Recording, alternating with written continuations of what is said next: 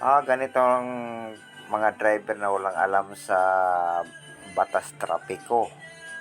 Yan sumasalubong Nagka-traffic na, grabe. Walang ganyan ang mga lisensya nila na ang ginawa niya sa picture lang.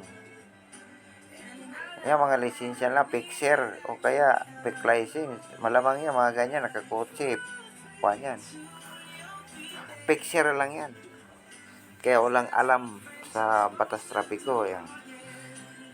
Masalubong, hindi niya alam na mali na siya. Buti na lang, mabait yung traffic enforcer. Inalalayan pa siya.